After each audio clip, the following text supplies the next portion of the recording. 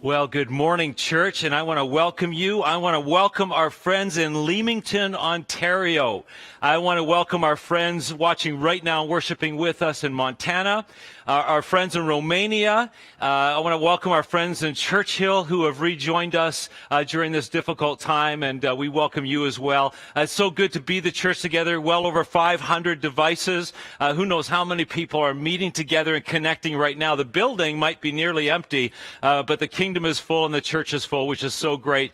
As we come together, there's a few things that I want you to know. One is that you can connect online on our chat room. So on the right-hand side, there's a button down there, and you can chat. Pastor John is here, and some others are here to connect with you. If that's one of the ways that you enjoy connecting at church, you can talk to them. Also, want to let you know that on Sundays, we would love for you to take a picture wherever you are. Now, you can take a picture of your feet and the broadcast. You can take a picture of your cat and the broadcast. We would love for you to take a picture of you or your family and the broadcast, and then just simply tag it at Riverwood CC, and we're going to collect those and post those. And last week, we had so many people do this. It was just so encouraging to see what was going on and to connect together. So this has been a challenging week. I mean, including the fact that we jump to 2 chapters a day in our Bible reading plan as we journey through the book of Exodus on our way to completing 40 chapters by Tuesday. However, it's been challenging in many other ways, hasn't it? Now, last week, when we took a look into Exodus chapter 16 to 22, we looked at the roller coaster of calamity, and what a crazy ride it was. I mean, there were high highs, and they were worshiping God and having such great miracles, and there were low lows. I mean, moments where they were just wondering if God had abandoned them. They were barely hanging on during these uncertain times, and occasionally, a couple of times, they ended up in the platform just kind of catching their breath before they were rocketed back out onto this crazy roller coaster. And we learned some things. We learned that last weekend that people can have a shared experience and yet have 2 very different responses, right? I mean, one person is just having a blast on the roller coaster. The other one isn't just getting sick. They're passed out, like completely passed out. And that's how some of us are feeling right now. But we also discovered last week that we can actually train our responses. For astronauts and for fighter pilots, they actually train the motion sickness right out of themselves, and they choose a different response. And we went on to learn that when you're on the roller coaster of calamity, we need to train ourselves to learn and to turn worry into worship. And so let me ask you the question straight out. How did you do this last week? Were you able to take your worry, and were you able to put it in a press and grind out worship to God? Or did the worry overtake you? Secondly, we discovered we need to turn disruption into discovery. What kinds of massive disruptions did you experience this last week? And how did you turn them into discovery? Did you allow them to frustrate you and confuse you and bother you and rob you of your joy? Or did you actually take those disruptions and turn them into brand new discoveries? You know, there is a thief who comes to steal and destroy. The Bible is so clear on this. And he loves to send disruption into our lives, to throw us off kilter, to wear us down, to cause us to misstep. And so you need to understand that there is this enemy who is trying to disrupt your life in a way that's going to bring you down. But if you take every disruption and you turn it around and you ask the question of the disruption, what can I learn? What can I discover in this moment? You're going to discover some amazing experiences. Now, we also learned last week to turn complaining into cheering. Last weekend, I warned you that you are going to turn into a porcupine fish. There's a porcupine fish that lives inside of you, and it is all calm, it's all relaxed, everything is fine until there's a moment when you get scared or you get anxious or you get afraid, and then boom, this thing turns into this like crazy porcupine fish, and it's going to be prickly all over the place. So we're going to hit the pause button for a second, and let me ask for a moment of honesty. How many of you prickled out this last week? Hands up, wherever you are. How many of you prickled out this last week? You just got all prickly on somebody. Okay, hands down. How many of you have holes in your soul because somebody near you prickled out on you? Yeah, this is getting a little honest, isn't it? You know what? My hands are up for both of those questions. There were some moments this last week when I porcupined on Carolyn, And I got all prickly and sharp and sarcastic and demeaning, and just, you know what I did after that, of course. I gently tucked away my quills, and I simply said, I'm sorry. What? Are you kidding me? No, I didn't. When I got all prickly and started poking Carolyn, I didn't tuck those away. Instead, I elongated them. I made the quills even longer, and I turned into like this crazy lionfish. I mean, makes the porcupine fish look cute and cuddly. I mean, that's what I turned into this last week at some moments. And then I had to remember, I gotta live out what I preach. And I need to take the complaining, and I need to begin to do some cheering. That is not so easy these days. And then number 4, we learned that we need to turn fear into faith. Well, last weekend we left the Israelites, and they were sitting back at this platform. They were sitting back at the platform, and we continued our Bible reading, and we watched as the Israelites were once again rocketed out of the platform area, and they were heading sky high again. They were, let's take a look at this next slide. They were heading way up there, because now Moses, their leader, was summoned for a one-on-one meeting with God himself. This was going to be a new high for the nation of Israel. However, before long, they spiraled down, and Moses, he doesn't come back. And they're wondering, where is he? And they're beginning to get worried. So they're like 7 days in lockdown, and there is no sign of any hope. There's no sign of Moses.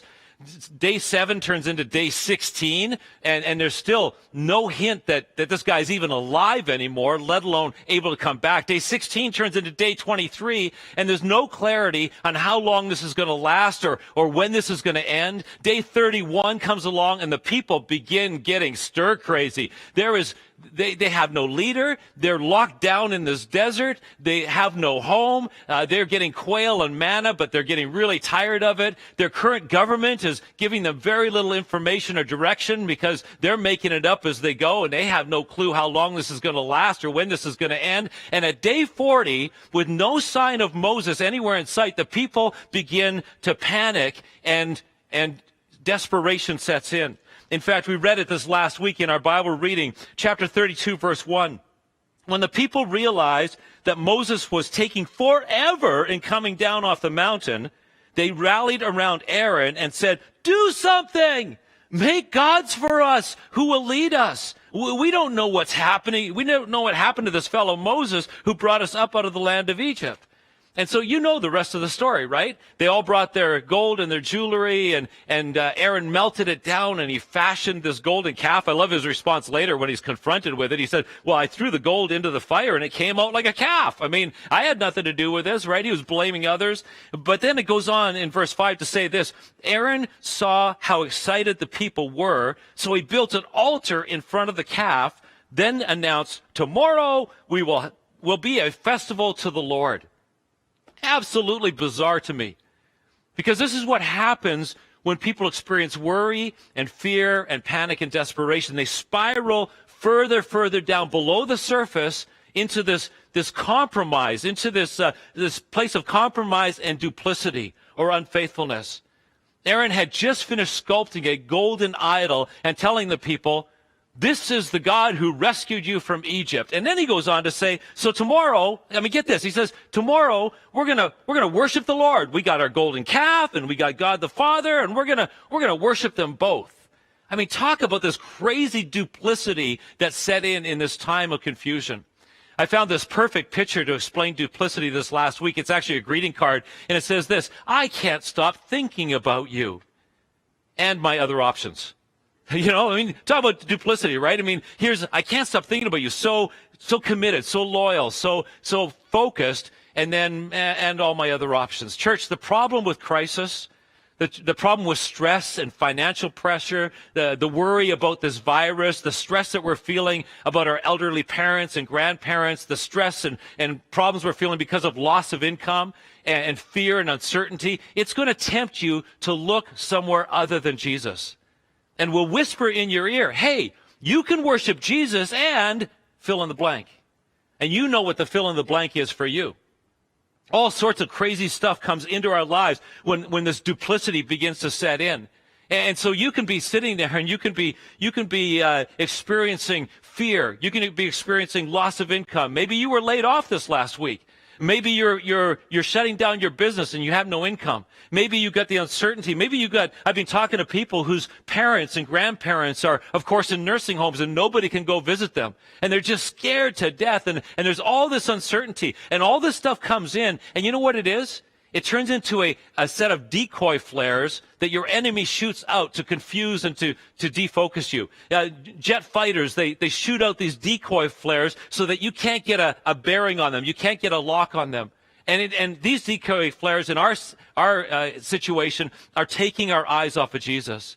You know, it took no more than 40 days of crisis for the Israelites to abandon God and start looking elsewhere for their relief and salvation. And I'm going to tell you, it probably won't take many of us, it might not even take us 40 days to begin this duplicity, to abandon God. When the decoy flares are bursting in your face, it takes all kinds of extra effort to find God in the midst of the smoke and the sparks and the flames. Now is not the time to become laissez-faire in your spiritual disciplines. You need to be a God seeker every single day. So here's my straight out practical challenge. Be reading your Bible every day. We've got this chapter a day thing. Come on, let's be in the Word. Use the Worry to Worship playlist on the Riverwood app and turn that worry. Every time you feel worry, come in and put it on and allow your focus to get past all these decoy flares, all the problems, and focus on Jesus. If you are a parent, I want to challenge you. Open up that Riverwood Kids email. If you didn't get one, email the church and we'll get it to you. There's resources there to help you pastor your kids. We can't be with your kids physically right now, but you are the pastors and the shepherds in your kids' life. Shepherd them through this. If you're a small group leader, and if you're a small group, meet weekly. Meet a couple of times a week and on Zoom. And or I've seen some small groups. Somebody sent me a picture last night. They had all their lawn chairs out on their driveway about 10 or 15 feet apart from each other. They were having a small group on their driveway. If you're not in a small group, get into a small group. Form a small group. Not out of religious obligation because the church tells you, but because of faith necessity. Pray every day. Join us on our Zoom on our Wednesday morning 7:14 prayer meeting. Do you know we had more people at prayer meeting this week than we actually have when we meet together physically? It was awesome. And we're going to pray together. The flares of the enemy are there to keep your eyes from focusing on Jesus. Do not allow that to happen. Now, back to the Israelites. You know, the Israelites, they didn't do that. They didn't focus on God. They got spun out in the spiral of panic and desperation that continued to spiral downward into this compromise and duplicity and landed as low as you can go in the tunnel of chaos.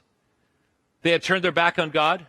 They had added idols to their worship repertoire. God had left them and threatened to wipe them out. And they found themselves sitting and stalled out in this black tunnel of chaos that they could see nothing. You know what? Some of us, let's just admit, some of us are there today. Some of us are in that tunnel of chaos. Those of us that aren't in the tunnel of chaos today may very well find ourselves in the coming weeks in the tunnel of chaos. So what do you need to know if you find yourself in the tunnel of chaos, unable to see what lies ahead, uncertain what's going to happen next, frightened by the possibilities? When you're in the tunnel of chaos and you are so out of control, what do you need to know? Now, if I was a really good pastor, I would be presenting to you the 3 nuggets of wisdom that you need to hang on to in the tunnel of chaos. But I guess I'm really not all that good of a pastor because I only have one. This is going to be a 1-point sermon, and I hope that you don't feel ripped off. I hope you're still getting your money's worth, but this is just going to be a 1-point sermon. When you're in the tunnel of chaos, do you know what you need to know? Well, here it is. When you're stuck in the tunnel of chaos, you ready for it? You need to know this is a test. This is a test. 3 times in the book of Exodus, God lets the people know. It's not going to be a pop quiz or a surprise test. He lets them know you are in this situation and it is a test. Exodus 15:25. With no water, it was there at Marah, meaning bitter, that the Lord set before them the following decree to what? To test their faithfulness to him. Exodus 16:4. While they were starving in the desert, the Lord said to Moses, look, I will what? Test them in this to see whether or not they will follow my instructions. Exodus 20:20. While the people were scared to death, Moses answered them, don't be afraid, for God has come in this way to what? To test you, and so that your fear of him will keep you from sinning. That's what these moments were. You boil it down, they were a test. Now, what is the purpose of a test? Well, like it or not, a test is there. It's exercise to prove that the item is what it claims to be. There are tests for gold. There are tests for diamonds to prove that they are authentic and real and true. A test proves. Secondly, a test will assess and analyze. It'll assess and analyze what it's really made of. You're trying to sell me a sterling silver ring.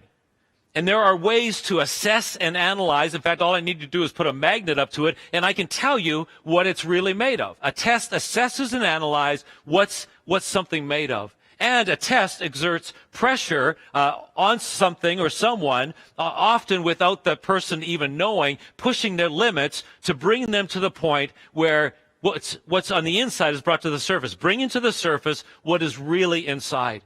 And the only way to do that, the only way to really expose what's inside, is to administer a test. Let me show you what I mean.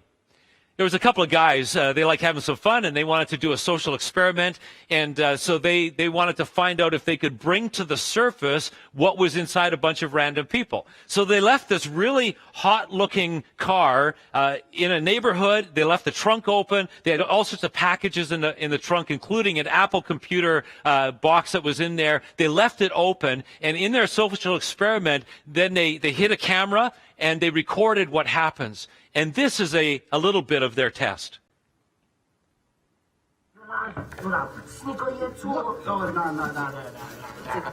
Everything gotta go. Everything gotta go.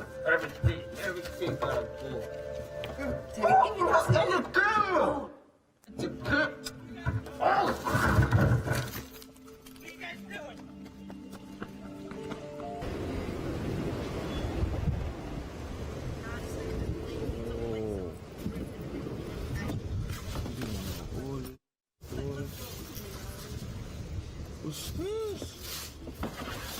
Gifts for the heart. Oh.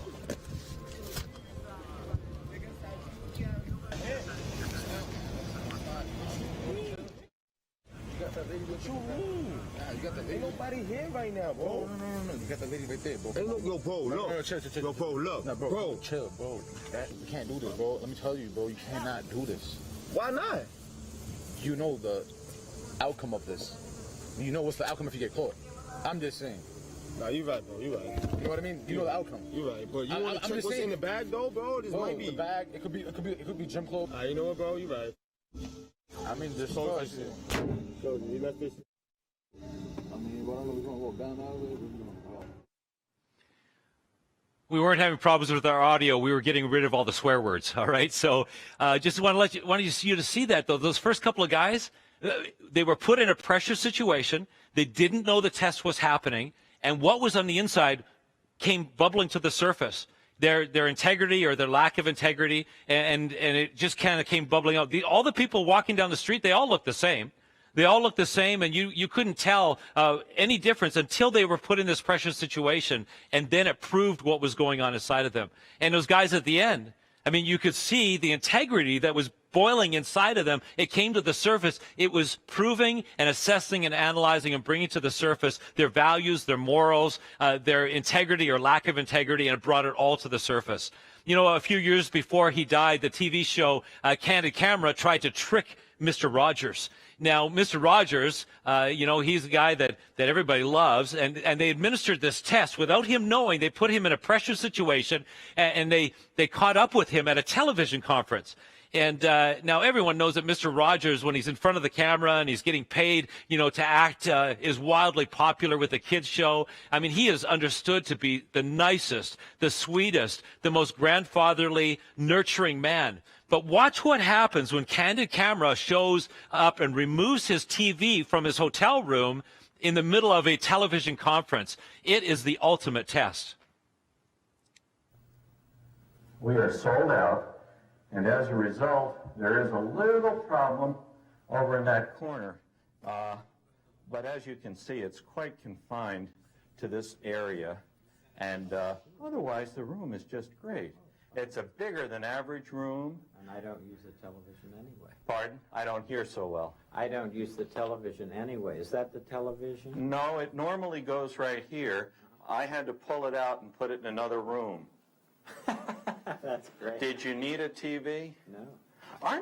Don't I know you from TV? I have enough TV in my life, so I don't use that. But thank you very much. You know, I've checked in so many people today, and they're all fanatic about TV. I gotta watch TV. I want to watch more TV. You are the first person who said, I don't even need a TV. I sure don't. May I shake your hand and compliment you? Because I think America watches too much television. I agree. Do you? There are a few shows that I think everyone should watch. I would say Mr. Rogers, on behalf of my 8-year-old and 5-year-old, and Candid Camera, on behalf of my whole family. My name's Peter Funt, Fred. My dad started the Candid Camera show years ago, and I'm following in his footsteps. And we tried to trick you today with a hidden camera, which is what that apparatus is. Oh, is that what that is? And we thought you'd be upset that there was no TV. Not at all. But you are completely unruffleable. Well, I'm just who I am, you know. And you know what you've done? You have charmed us as you do all the youngsters in America. That's how I feel. Well, thank you for your warm welcome. And thank you. Now, unfortunately, this is not your real room. They're going to give you a TV whether you like it or not. This was just a setup. It was just a setup. This was just a setup. I love what Mr. Rogers said. Well, I'm just who I am. He was being tested. He didn't know he was being tested. And you can bet that the Candid Camera people, they were hoping that Mr. Rogers was going to flip out on the bellboy, swear and curse and get all mean and nasty and grumpy. But during the test, when the pressure was applied, what is truly inside of Mr. Rogers comes out. And what we find is that he was gentle and full of grace and understanding and a soothing kind of peace. Here's what you need to know when you find yourself in the tunnel of chaos. It's a test. It's going to prove if who you say you are is true. And it's going to assess and analyze what you're really made of. And it's going to bring to the surface what's inside. You know, one author put it this way. He said, the crucible of adversity is the moment when what is in our heart is shown to the world. Our responsibility to God is to live every day in His strength so that we do not fail the test. God had something to say about these tests as well. The Apostle Peter said this in 1 Peter 4:12. Dear friends, don't be surprised by the terrible things happening to you. The trouble you are having has come to test you. So don't feel as if something strange were happening to you. James, in James chapter 1:12 says, blessed are those who endure when they are tested. When they pass the test, they will receive the crown of life. For people loyally in love with God, the reward is life and more life. Church, when the fires of troubles and trials start heating up our souls, lots of times what comes out is getting upset and anger and doubt in God. Where is God? How could you do this? Self-pity, feeling like a victim, being overly aggressive or complaining. Sometimes we puff up like a porcupine fish or we fan out like a lionfish with jealousy or nitpicking negativity. Can I be honest with you? My go-to is a carefully disguised pastoral mix of criticism and sarcasm with a shot of insecurity that makes me passive-aggressive, or at least that's what the people around me tell me. And listen, I have failed the test lately. This last week, I failed the test. Now, if you have failed the test, I don't want you to get down on yourself because there's good news. The good news is that God's tests aren't meant to disqualify or write you off. They're given to make you better. Every day, God lets us rewrite Every day we get to do a do-over, another test intended to make us better. In fact, I want you to listen to what James has to say. We'll put it on the screen here. It says, don't run from tests and hardships, brothers and sisters. As difficult as they are, you will ultimately find joy in them if you embrace them. Your faith will blossom under pressure and teach you true patience as you endure. And true patience brought on by endurance will equip you to complete the long journey and cross the finish line, mature, complete, and wanting nothing. Tests are going to come into your life, and they don't only assess and analyze and prove, they improve you. How often do we approach the tough stuff of life as if it's the enemy, failing to realize that the test, that struggle, it's intended to refine and to grow and to improve you and to show you where you're weak and where you can do better.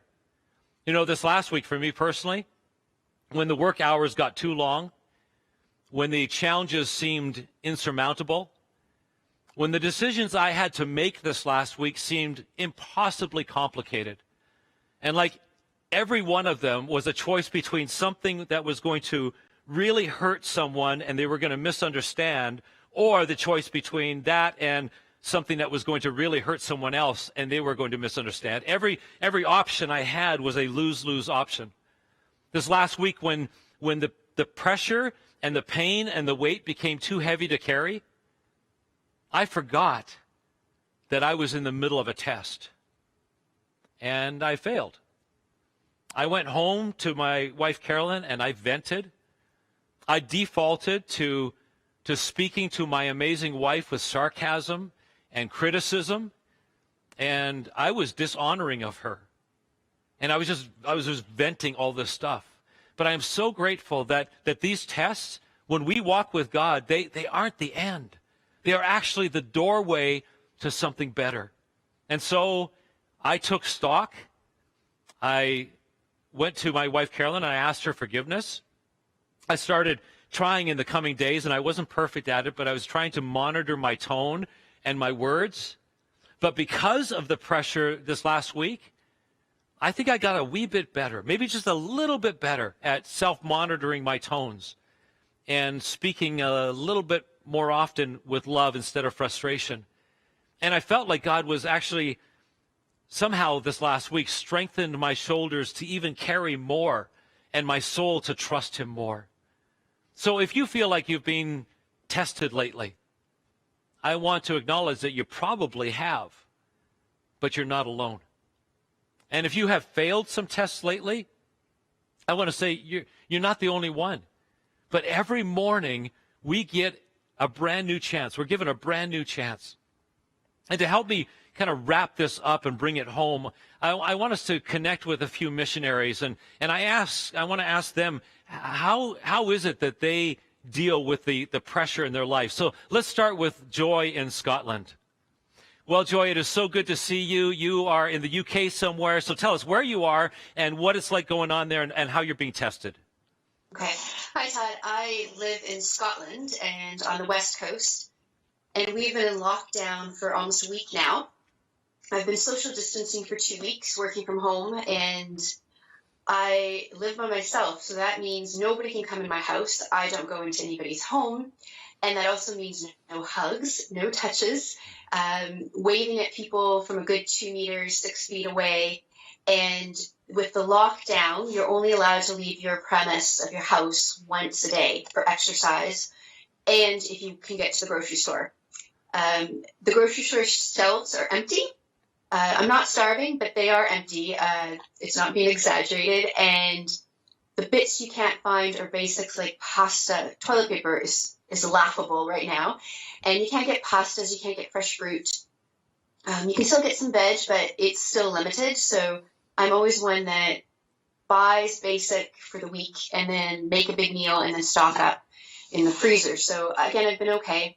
My days have involved supporting some people within my community who are self-isolating, who are either in their mid-80s, who should not be leaving their house, or also who have high respiratory problems, or even friends, family of 6, who one kid had some symptoms. So they need to self-isolate for 2 weeks. Even though she's fine now, it's still a precaution. So I got up at 6:30 this morning and did my little shopping for them, drop it off before anybody else is around, because that's also a key. I have never, my hands got raw within the first 2 days just from washing hands. And it's been interesting. It's something I've never experienced, and hopefully will never have to experience again. Some people are taking it serious as they should, and others are not, which is more challenging, I'm sure, for the UK government. How God has been testing me right now is I'm an introvert, so I would assume being by myself would be great. Not when I'm told I have to be by myself. So the testing has come from wanting to rebel, going like, who am I going to hurt by going out with like a friend, meeting up a friend, or going to a friend's home? Like, who am I going to hurt? Knowing that's not good and that's not the role that I should be playing. The testing has come to look for new ways to connect with the people in my church, connect with friends, connect with family, not to live in fear. There was a moment last week, I'll say it, there's been a lot of tears, I'll admit that. I had a breakdown last week, just cried on the phone with a friend. I looked at going back to Canada for even just to be with family. That wasn't feasible, quite honestly, with flights and all that fun. The testing has come through starting a very small women's Bible study on Zoom and just getting into God's word and clinging to his word. And as panic starts of going to a store and seeing no pasta, going, how is this going to work? Knowing that he has it and reminding myself daily, sometimes hourly, and then also using some of what my knowledge background, my business background, to not set fear in others, but also to educate a wee bit for saying we might be in lockdown. We think officially we're in until after Easter, but realistically, I think it's end of April, and then it could possibly be May, June. They're telling people 12 weeks for those who need to. And so during that time, it will become ways to meet your neighbor over the wall, which I did today. I had never met him. I've been in my house 4 months. And ways to support the lady across the street who can't get out, and showing God's love through the little bits I can while trying to stay positive and knowing that this is only for a bit of time. And yeah. Well, Joey, thank you so much for sharing that. We want you to know that you are in our prayers, and we're going to continue to pray for you. We're in the same situation, obviously, but thank you for sharing with us today. Okay, thank you. Bye. Well, we want to take a moment to go to South Africa. Many of you know him as Jumbo or Matt. He is working with Children's Hope Chest and AIM. He is now in lockdown in South Africa. So let's go to Matt in South Africa. Matt, it is so good to see you. Tell us a little bit about where you are, what's going on, and how you're being tested. Hey, Todd and Riverwood. Good to see you guys. Well, first of all, I'm in total lockdown. Me and my family, we're in lockdown at our house. We're not allowed to leave our house except for medical emergencies and to go and get food. In Swaziland, the ministry has been hit pretty hard as well. We've closed down all the care points. We've set up some food depots so that kids can come and get food and go and cook at their homes. All staff is in lockdown too, in quarantine. And then Swaziland's also gone into a semi-lockdown. So they do not allow anyone into the country except food trucks and delivery trucks. Nobody can go through the borders. So everything has come to a screeching halt. You've asked me what's being tested in me personally. I want to say everything, man. My faith has been tested. My resolve has been tested. My tenacity has been tested because there's so much uncertainty. There's so much damage that's being done that you have to start wondering. So I guess for me personally, it's an hourly decision to continue to put my faith and hope into our Savior and into into our God, our Shepherd. We just can't go without that. Matt, thank you so much for sharing with us. We've got some other missionaries we want to check in on, but you guys, bless you, and we're going to be praying for you. Thank you, Todd, and all the best, Riverwood. I pray for you guys, and I know everyone is going through really tough times currently. Have a good one. Bye-bye. And we have one more place that we want to go this weekend, and that's to Romania. Jerry and Chrissy Baker have started a Bible school, a Torchbearers Bible School there, and got an opportunity. We're going to connect with them. Jerry and Chrissy, are you guys you there? Hey, guys, welcome to church this morning.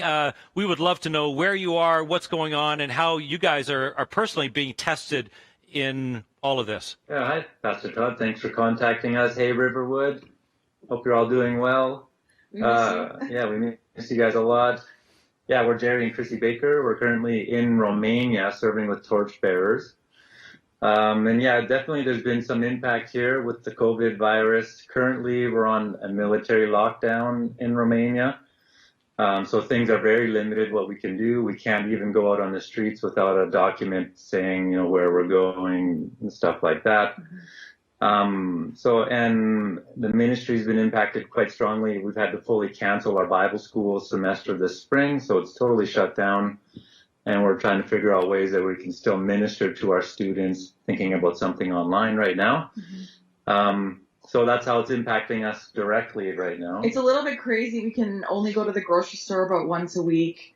If that, I guess maybe we're not even going that often, or to the doctor or to get medicine. That's it. That's the only reason why you're allowed to leave your house. And the last few days, there's been a military helicopter flying overhead, just trying to monitor, make sure that everyone's in their home or not, congregating outside and stuff like that. So we've heard that the military is patrolling the streets in the towns and cities, but we haven't really been out, so we haven't seen anything like that. But it's kind of crazy. Yeah. I mean, we feel safe. We're fairly comfortable where we are. But I could say, yeah, we're still being tested in other ways. Obviously, I think one of the biggest areas that I'm being tested personally right now in ministry is in my respect towards leadership. I'm in a ministry team right now that's very culturally diverse. I've got a German leader. I've got a Romanian leader. They're all we're trying to collaborate. And I'm really having a hard time seeing eye to eye. Oftentimes the opinions are opposite to what I would suggest or do. Or the Canadian perspective would be. Yeah, and so I'm finding a really hard time submitting to leadership and respecting the decisions that are being made. Probably a lot like the Israelites in the desert, when certain decisions were made, there was a lot of complaining happening, a lot of not understanding why a decision was made the way it was. I find myself in that situation, struggling with submitting to my leadership. But ultimately it comes down to I'm submitting to God. He's ultimately in control, and I have to just trust that God is leading my leader, and in that I can rest and trust in the ultimate leadership of God in the situation that we're in right now. And we were also really tested, I think it was like the beginning of last week or maybe almost 2 weeks ago now. We were kind of forced to make a decision really quickly whether or not we would leave Romania and come back to Canada and what that would look like. If that could even happen, we weren't sure we could even get out. And in hindsight, we see that it wouldn't have even been possible for us to leave at that time. So we're kind of stranded. But we did decide to stay before we found out that information. But it was just a really, really difficult decision. And for us, it was a really spiritual one. And it was a real test of how much we trust God. I mean, you say you trust God, but do you really trust him with your life when you're faced with, who knows how many months in a country where we may not have healthcare because the healthcare system here is probably going to collapse any day now. And so, what if our children get hurt or sick or something happens and we need a doctor and we don't have access to one? These are real questions that we're thinking about and are very real for us. And so, yeah, it's just been a real test of putting our faith in God and just finding our rest in him. It's been a huge challenge. Well, thank you so much for sharing with us so openly, and we're going to continue to pray for you guys. God bless you guys. We love you. Thank you guys so much. We appreciate your prayers so much. We look forward to worshiping together with you in the service. We hope. You know, I think those are some great examples of how people are being tested and what is on the inside is being challenged and assessed and proven and is coming out. And church, I would just want to encourage you to continue to pray for our missionaries. We have many more. We're going to keep bringing them in front of you. But here's what I want to leave you with today. The Israelites made it out of the tunnel of chaos. You know, they didn't stay in that tunnel of chaos. They actually made it out by recommitting themselves to follow God. Then God said, I'm done with you guys. Like, you guys are so rebellious. I am done with you. I am not going to, I've tested you and I've seen that you are rebellious and selfish and stubborn, and I have no intention to kind of continue on. And the people in that moment, in that tunnel of chaos, they humbled themselves. And Moses said this, he says, if your presence doesn't take the lead here, call this trip off right now. If your presence doesn't take the lead here, in other words, we're done with compromise and duplicity. You are the only one we will trust. Our lives are in your hands, and we're going to follow you with everything in our souls. And so, church, we're going to take a moment, to recommit ourselves to God. Many of us are facing fires. Many of us are facing struggles right now. Many of us are facing things that we've never faced before. And I want you to remember, you are being tested. What's inside is being proven, not to destroy you or disqualify you, but rather to improve you and make you better.